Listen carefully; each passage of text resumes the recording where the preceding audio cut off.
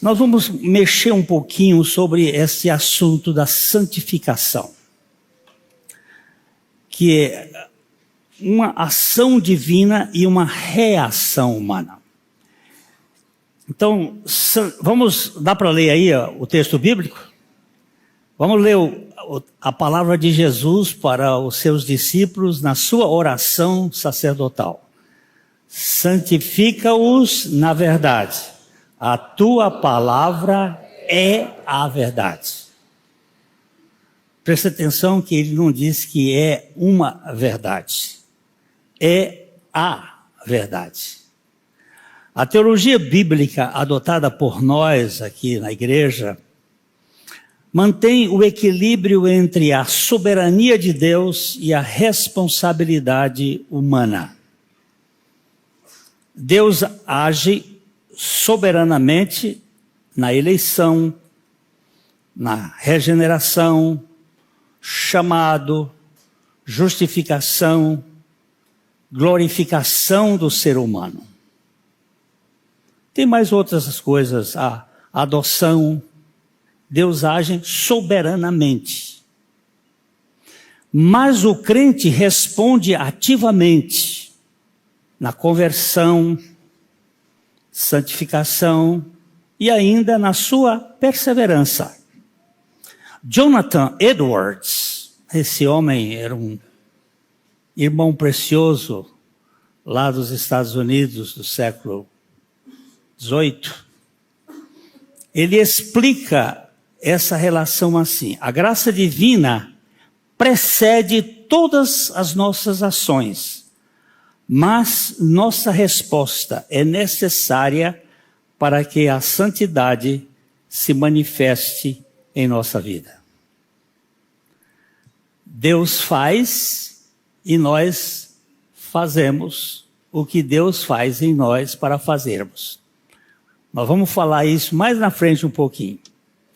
Deus salva sozinho o ímpio, mas chama o piedoso a viver em santidade com ele. O homem não pode iniciar a sua salvação, mas deve responder à graça. A vida cristã é um andar do fiel entre o descanso na soberania de Deus e a obediência ativa. A santificação é um dos aspectos fundamentais da vida cristã. Jesus, em sua oração sacerdotal, em João 17, pediu ao Pai que santificasse seus discípulos na verdade. O pedido do Filho amado revela tanto a necessidade quanto a fonte de santificação, a ação divina por meio da verdade da palavra de Deus. Deus salva sozinho. A minha escolha, a minha vivificação, a minha justificação, a minha fé foi dada, e o arrependimento, unilateralmente por Deus. Ele nos deu. Agora, existem respostas. Tem coisas que eu não produzo. Eu não posso produzir a vida espiritual. Eu estava morto em delitos e pecados. Eu tinha vida biológica. Eu podia ir para o Piauí e voltar. Eu tenho vida psicológica. Eu tenho emoções, intelecto. Mas eu não tinha vida espiritual. Nós estávamos separados de Deus. Nós éramos inimigos de Deus. Nós estávamos mortos em delitos e pecados. Não há vida espiritual. Assim como num cemitério não há vida. Hoje eu estava comentando com minha esposa que em 52 eu fui com a minha mãe a Jerumenha, no Piauí. A mãe dela tinha morrido em 43 e ela não tinha ido lá, morava em Corrente, no sul do estado do Piauí. Jeromeia fica a 700 quilômetros, e ela não podia ir porque naquele tempo não tinha carro, não tinha avião, era a cavalo que fazia essas viagens. E a mãe morreu, e ela foi lá visitar o cemitério. A mãe, eu até me emocionei com minha esposa hoje, pelo choro dela. Que ela não viu mais a mãe, nem teve contato, e ela chorava e dizia: minha boa mãe, minha boa mãe. Eu tinha 7 anos, eu vi aquilo, mas no cemitério não tem voz. Não tem vida. E espiritualmente, nesse mundão, não tem vida sem Cristo. Está todo mundo morto em delitos e pecados. Mas Ele nos deu vida. Isso é unilateral. É o poder de Cristo, é o poder da palavra. Mas a santificação, eu tenho parceria, eu tenho parte. Ao longo das Escrituras, nós vemos que a santificação é tanto um ato da graça de Deus, quanto a responsabilidade do crente. Deus é quem inicia e sustenta o processo. Mas o ser humano é chamado a cooperar, respondendo à ação divina em obediência e dedicação. Como afirmou John Owen, esse é um outro ícone da história do povo de Deus, um homem que Deus usou tremendamente e usa hoje, um inglês que teve uma vida pecadora, foi salvo e depois teve uma vida pequena até que Deus o deu uma revelação da sua morte com Cristo. Ele diz: aquele que não busca crescer em santidade jamais viu a Deus com os olhos da fé. Assim, vamos ver aqui a santificação como obra da graça de Deus e ao mesmo tempo como responsabilidade do crente obediente. Tem uma parte que é de Deus, tem uma parte que é nossa. Nós vamos verificar mais para frente um pouco. A Bíblia ensina que Deus é quem santifica o crente. A santificação não é um mero processo humano, mas obra da graça de Deus realizada pelo Espírito Santo em seus filhos. Em 1 Tessalonicenses 5:23, vamos ler juntos?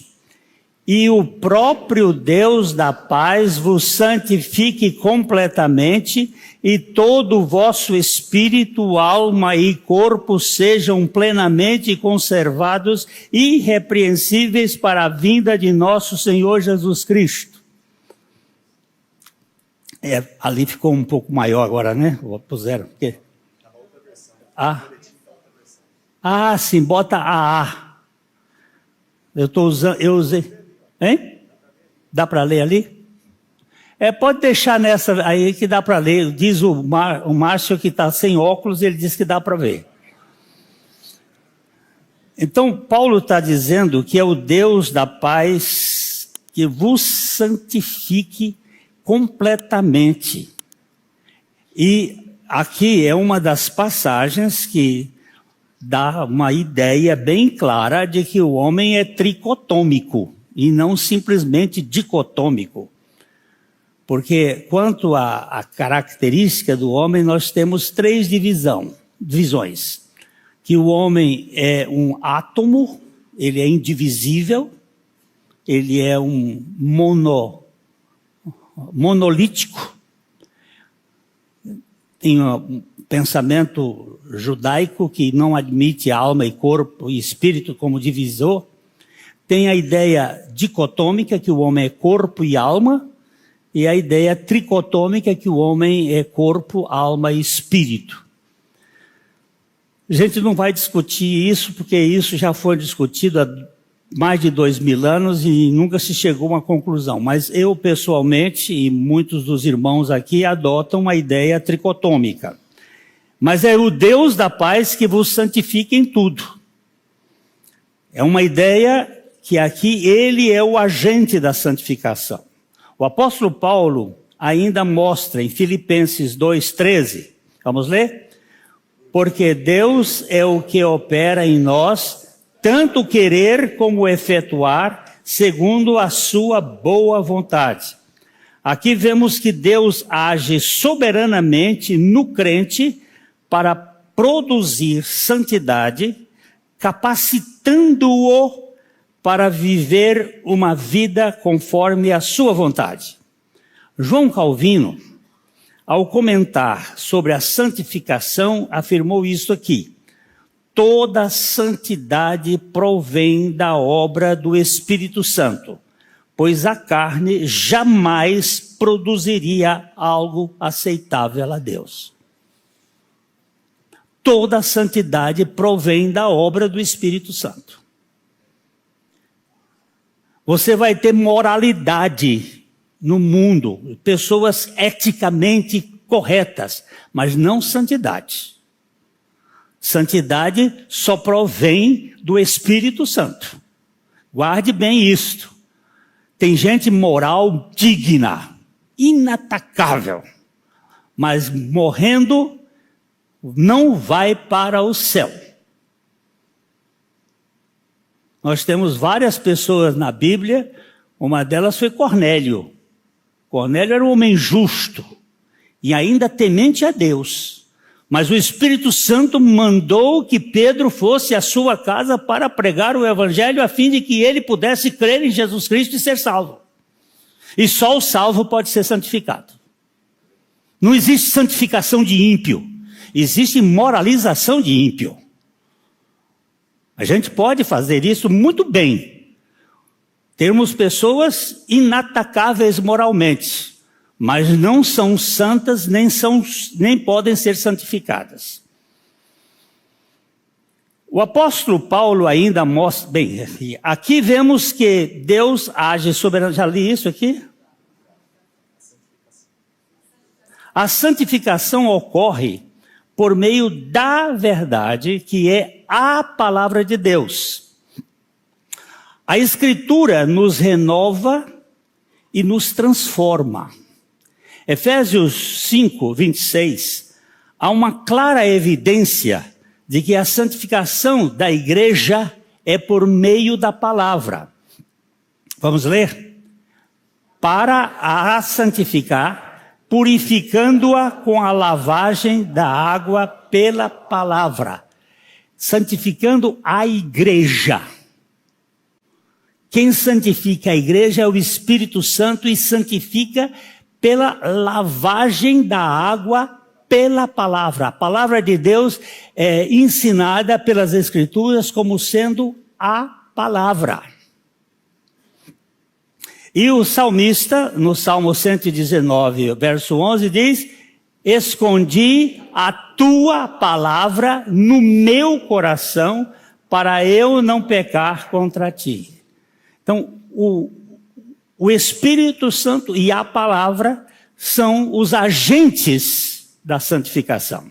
A palavra de Deus age como um instrumento purificador, revelando o pecado e moldando-nos à imagem de Cristo.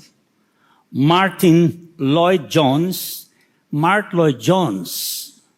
por que a gente procura citar esses homens?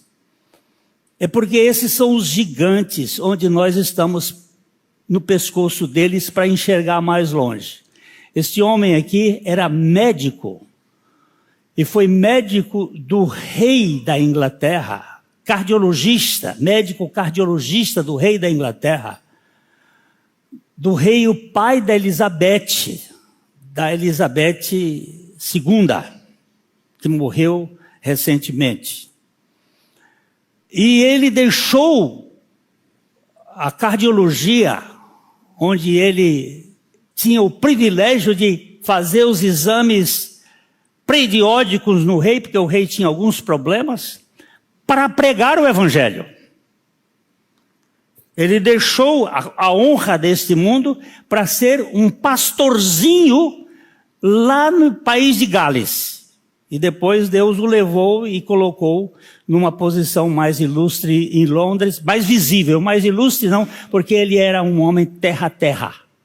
Ele era um homem tão sério que quando Billy Graham convidou para que ele subisse na plataforma onde ele estava fazendo a evangelização em Londres com milhares de pessoas em Wimbledon, ele disse, eu não subo numa plataforma onde há pessoas que negam o poder da cruz de Cristo.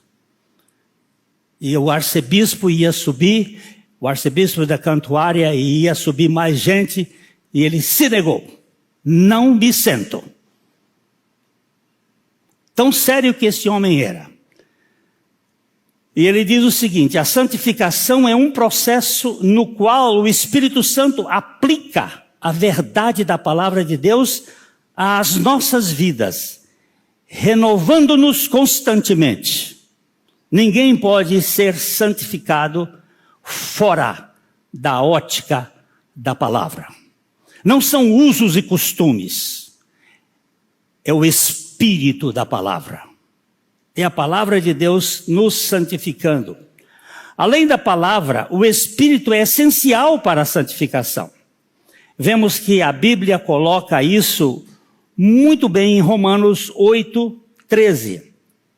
Se pelo Espírito mortificardes as obras do corpo, vivereis. Olha, presta atenção. Tem gente que faz mortificação pela carne. Como é que se faz mortificação pela carne? Isso é um processo gnóstico. É o gnosticismo que fazia isso, porque para eles a carne é má.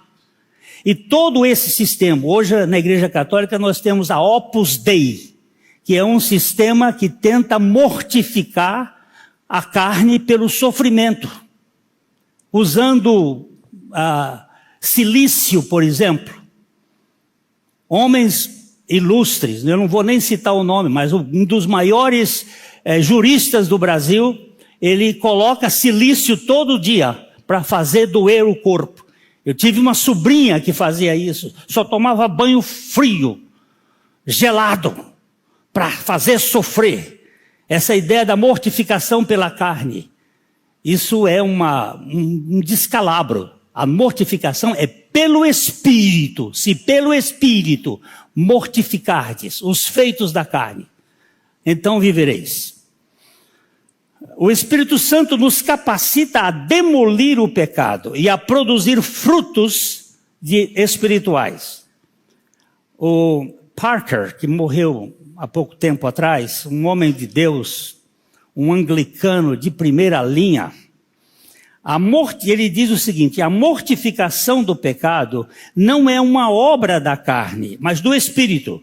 Somente quando dependemos do Espírito Santo é que podemos enfraquecer o poder do pecado em nós. Só o Espírito.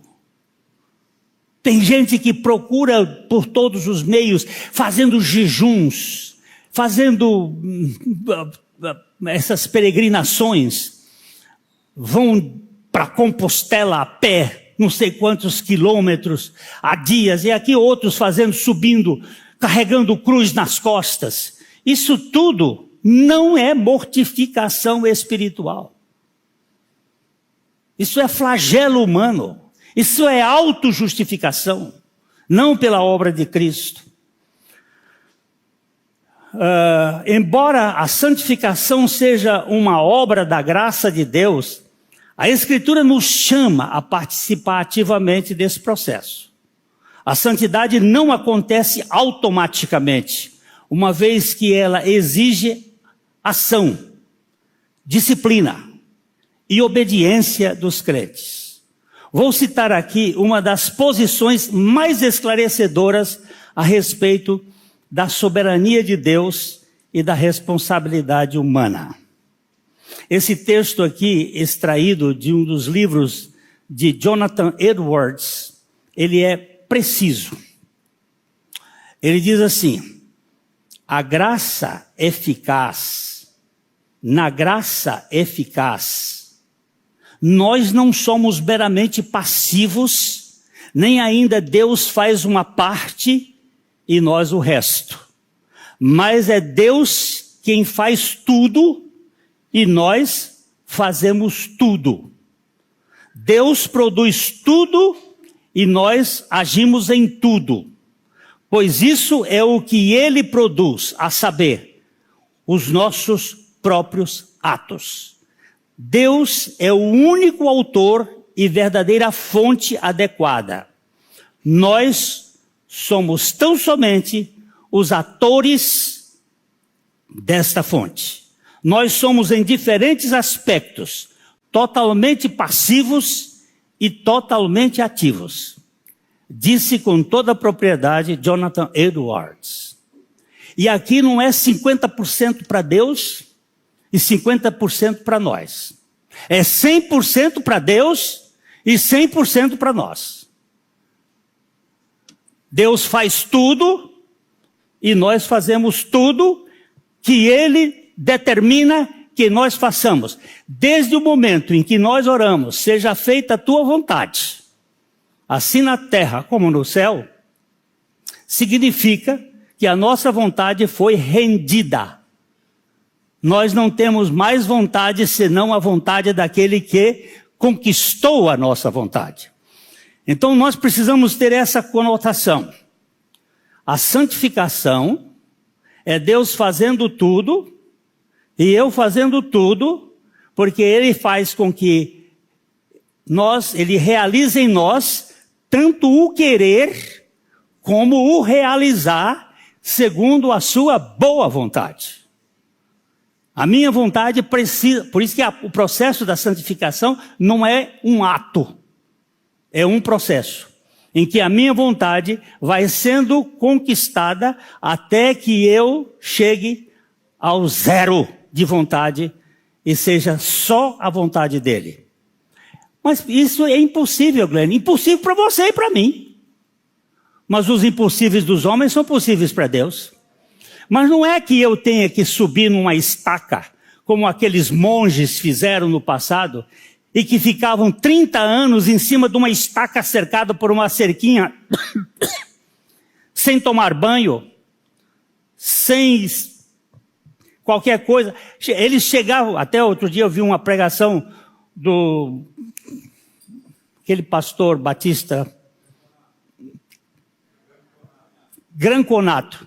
Ele estava explicando que muitos daqueles monges só comiam o que as pessoas davam para eles, bebiam o que as pessoas davam para eles, e chamavam eles de santos. Muitos deles tiravam os bichos do corpo e comiam. É nojento. Mas aquilo é autoflagelação, isso não é mortificação espiritual. Isso é autoflagelação. Não é coisa para a gente pensar.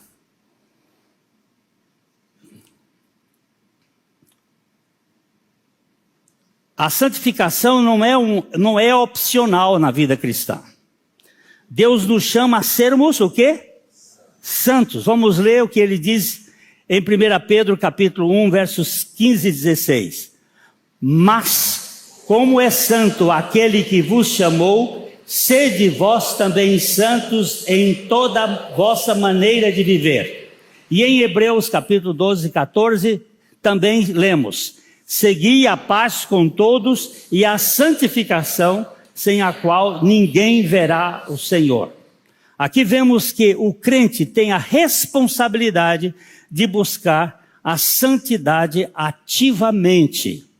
A W. Pink, que foi um pastor batista top no século passado, ele diz o seguinte, eu disse que é uma precisão milimétrica: a graça nos liberta do domínio do pecado, mas a santidade requer que lutemos contra o poder do pecado diariamente. O velho homem foi crucificado, mas eu tenho uma natureza terrena. O velho homem, o servo do pecado, morreu na cruz com Cristo. Mas não se esqueça: fazei morrer a vossa natureza terrena, ou os vossos membros do corpo, que estão ainda num sistema caído, onde nós temos uma luta. Paulo nos ensina que devemos colaborar com a graça de Deus de modo efetivo. Filipenses 2:12, ele diz: desenvolvei a vossa salvação com temor e tremor. E ordena ainda de modo contundente em Colossenses 3:5, mortificai, pois, os vossos membros que estão sobre a terra, a prostituição, a impureza, o apetite desordenado, a vil concupiscência e a avareza, que é a idolatria. Alguém aqui está isento de algum desses aqui? Levanta a mão. Muito bem. E o que é que vai fazer com isso aqui? Que aí ele faz a tradução na Ara é diferente. Fazei morrer a vossa natureza terrena. Vossa natureza terrena, a palavra grega pode significar os vossos membros, os vossos membros caídos, o nosso corpo caído.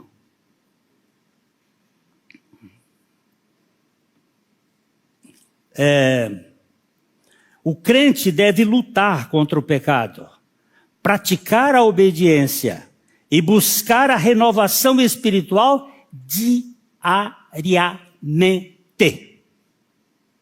Jonathan Edwards afirmava: a verdadeira santificação não é apenas afastar-se do pecado, mas inclinar-se para Deus em amor e obediência. Não é apenas dizer, não, eu vou fugir do pecado. Eu vou fugir, mas eu vou em direção a Deus. Eu tenho uma série de atrativos aqui neste mundo. Esses atrativos estão me cooptando, esses atrativos estão puxando. O que eu vou fazer com esses atrativos?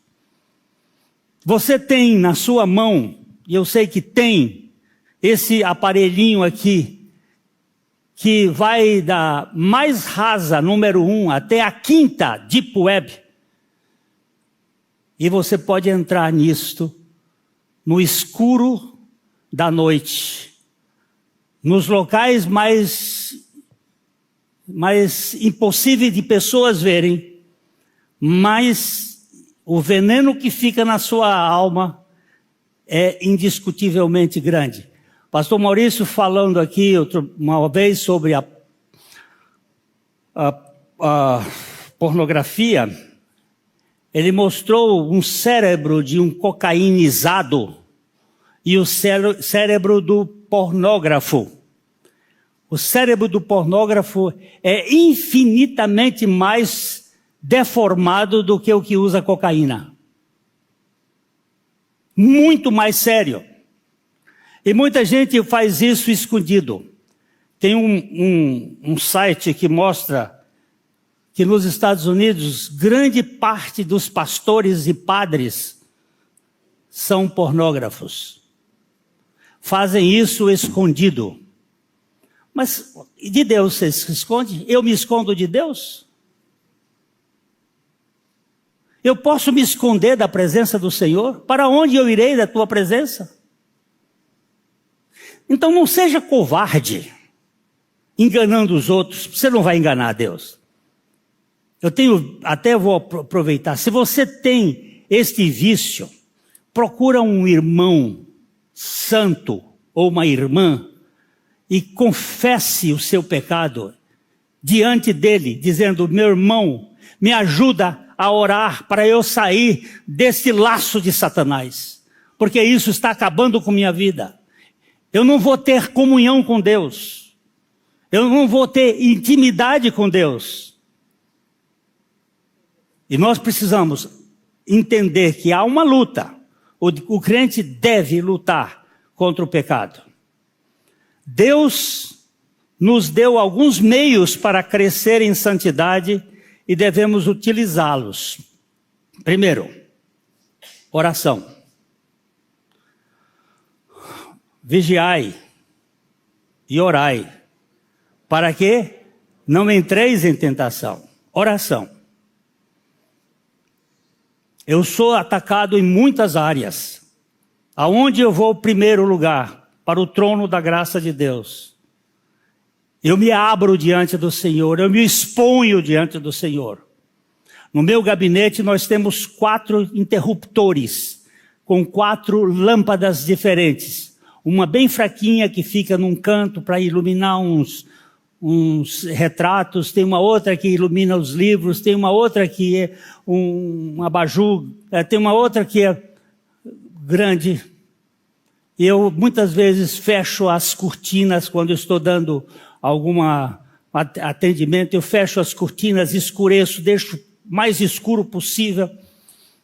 Eu digo, nós aqui estamos sem poder nos ver. Estamos num breu. Espera aí, eu vou acendo a mais fraquinha, acendo aquela luzinha. Aí depois eu acendo a outra seguinte. Depois eu acendo a terceira que já ilumina bastante. Aí eu acendo a quarta e fica bem iluminado. Aí eu abro as persianas. Eu disse, é esse o processo. Na tua luz nós somos iluminados. Pela luz de Cristo. As coisas ocultas têm que ser transparentes, aparecerem, para que elas sejam tratadas. Nós não podemos ser tratado por um médico que faça diagnóstico espiritual, por magia. Eu vou na presença do médico e me calo e ele vai entrar em transe. E começa a dizer, não, ele tem que ouvir o que eu, doutor, eu sinto uma dor aqui, eu sinto uma dor aqui, eu sinto a dor. Aí ele vai, olha, eu aperto aqui, dói, eu aperto aqui, dói, eu aperto aqui, dói. Aí o médico diz assim, me dá seu dedo. Aí eu entrego o dedo, seu dedo está fraturado. Ele tem que examinar, ele tem que me dizer o que está acontecendo. O médico tem que... E eu vou diante de Deus, ele sabe. Mas ele mandou que nós confessássemos. Então a oração é o primeiro ponto. O segundo ponto é a comunhão dos santos. Hebreus capítulo 24, 10, 24 e 25. Exortemo-nos uns aos outros, e tanto mais quanto vedes que vai aproximando aquele dia. A vida da igreja é importante. Eu chego para o irmão e conto. Se você não tem um irmão de confiança, peça a Deus que lhe dê um. Eu tenho um pastor aqui em Londrina que me acompanha desde 74. O reverendo Messias Anacleto Rosa. Quando eu tenho alguma coisa que eu não posso contar para os irmãos que vai escandalizar, eu corria para ele e dizia, pastor Messias, você é meu pastor.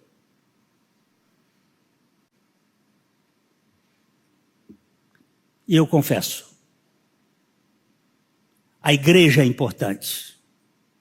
A igreja é importante. E a terceira questão é a obediência à palavra. Tiago 1, 22 diz, sede cumpridores da palavra e não somente ouvintes, enganando-vos com falsos discursos. Palavra de Deus nos impõe essa realidade de obediência. Esses meios são ferramentas da graça pelas quais Deus opera em nós. O Dr. Sproul, ele reforçou dizendo assim, a graça nos capacita, mas a santidade exige ação de nossa parte. Devemos usar os meios da graça que Deus nos deu. A Bíblia ensina que há uma cooperação entre a ação de Deus e a reação do crente. Como isso se equilibra, Deus inicia, Deus sustenta e completa o processo da santificação. O crente responde, se submete e labuta na busca pela santidade. Como escreveu J.I. Parker, a santificação é obra divina, mas exige resposta humana. Deus não nos santifica contra a nossa vontade. Não há santificação a fórceps, mas também não há santificação na passividade. Então, vá com Owen, vá matando o pecado, ou ele o estará matando. Você e eu temos que ir para a cruz diariamente, levando sempre o morrer de Jesus, para que a vida de Jesus se manifeste em nosso corpo mortal. A santificação é um chamado divino e uma responsabilidade humana. Deus, por sua graça, nos transforma, mas exige de nós uma resposta viva e ativa. Devemos buscar a santidade diariamente, confiando no Espírito Santo e usando os meios da graça. O apóstolo Paulo resume muito bem esta realidade ativa em 1 Coríntios capítulo 15, verso 10. Vamos ler? Mas pela graça de Deus sou o que sou, e a sua graça para comigo não foi em vão. Antes trabalhei muito mais do que todos eles. Todavia não eu, mas a graça de Deus que está comigo. Não existe santificação sem uma labuta permanente. Nessa segunda-feira, agora, teve um pastor batista lá do Rio de Janeiro que se matou, que se suicidou. E o pastor João trouxe o pedido de oração aqui na quarta-feira. Mas não é ele, nós estamos tendo uma gama de pastores no mundo que estão se matando, porque eles não conseguem ver saída. Os Estados Unidos, no ano de 2019, foi uma quantidade assim que eles assustaram. E grandes líderes. O que é isto? É falta, a meu ver, diante da crise, da dor, da opressão, da depressão, porque se você olhar, alguns líderes na Bíblia tiveram opressão a ponto de pedirem a morte. É a falta de revelação do que Jesus Cristo fez ali na cruz. Porque a obra de Cristo na cruz, ela envolve a nossa realidade. Eu acho que como aquela moça que passou aqui um dia na porta da nossa igreja, num domingo à noite, ela ouviu e na pregação Deus me usou para dizer assim: você não precisa se matar. Jesus Cristo já providenciou a sua morte lá na cruz. Você que está tentando se suicidar, não entre nessa bobagem, porque Cristo já providenciou a sua morte. Lá na cruz ele lhe atraiu, lá na cruz ele lhe crucificou, lá na cruz ele lhe fez morrer. Creia na palavra. E ela na segunda-feira me procurou aqui, com um menino de uns 11 anos de idade, e uma carta dentro da bolsa, e disse: pastor, essa foi a carta que eu escrevi, que eu ia deixar para meu filho essa noite. Mas quando o senhor pregou aqui que eu não precisava me matar, porque eu já tinha morrido na cruz, eu criei nessa palavra e eu hoje estou liberta. A minha vida foi mudada. E eu quero seguir o Senhor Jesus. E Deus me deu a graça de batizá-la há alguns anos atrás. O Evangelho de Jesus Cristo é poder para a salvação de todo o que crê. O irmão H.A. Ironside, um irmão precioso, precioso, precioso. Pensa um irmão precioso. O segredo da santidade cristã é estar ocupado de coração com o próprio Cristo. É estar ocupado de coração com o próprio Cristo. Não é nas tarefas da igreja em si, mas é com o próprio Cristo. Eu te quero, Senhor, eu não quero outra coisa, eu não quero ninguém mais. Eu tenho uma família querida que eu amo tremendamente, Mas eu posso ficar sem ela, mas eu não posso ficar sem Cristo.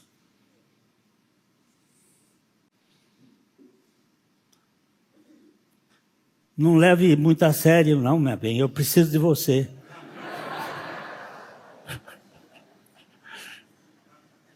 Mas ela entende, eu acho que vocês entendem. A santidade começa na terra e se completa no céu. Eu terminei? Não.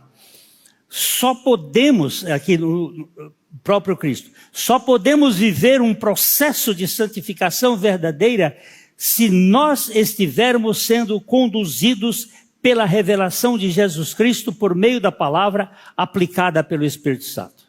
Não existe vida santa fora da união do pecador com Cristo. Essa doutrina é o máximo, é o top. Nós fomos colocados em Cristo para morrermos com Cristo e vivermos por Cristo, através da sua obra maravilhosa. Então a santidade começa na terra e se completa no céu.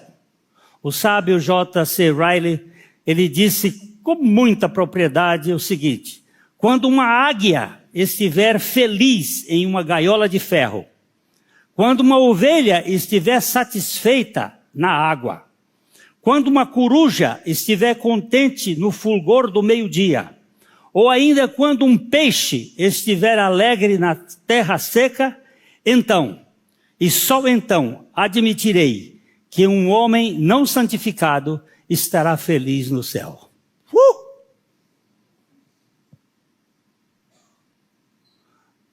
Mas eu sei que o céu é bom, mas eu não quero ir para lá. Por que você não quer ir para lá? Porque você não tem santidade. Ainda que você seja no processo de santificação, está mais agarrado com essa terra aqui do que com o céu, é sinal de que você não teve regeneração. Eu gosto da terra, mas aqui não é meu lar. Aqui é minha passagem, é meu hotel. Eu estou aqui de passagem. Se é assim, a nossa real alternativa é buscar a santificação aqui e agora. Senhor, eu preciso. Essa madrugada eu acordei e me levantei e fui lá para o canto. Eu disse: Senhor, eu não quero ser santo para as pessoas. Eu não quero ter grife de santidade. Eu não quero que as pessoas me vejam por fora o que eu não sou por dentro. Eu quero santidade do Senhor. Faz uma obra na minha vida cada vez mais, pela tua graça, e que pela graça do Senhor possamos viver de acordo com João 17:17. Santifica-os na verdade. A tua palavra é a verdade. Portanto, que a nossa oração seja como a de John Wesley. Dá-me um coração puro, ó Deus, e renova em mim um espírito reto, para que eu possa caminhar em santidade diante de ti. Amém. Que o Senhor nos faça alunos desse processo de santificação para a sua glória. Não para dar impressão para os outros, mas para vivermos na presença do nosso Senhor. Pai, fala com cada um de nós, opera essa palavra no coração, e daqueles que estão ouvindo agora e dos que forem ouvir depois, que o Senhor coloque a vida do teu filho como a avalizadora da nossa santidade. Nós te pedimos em nome dele. Amém.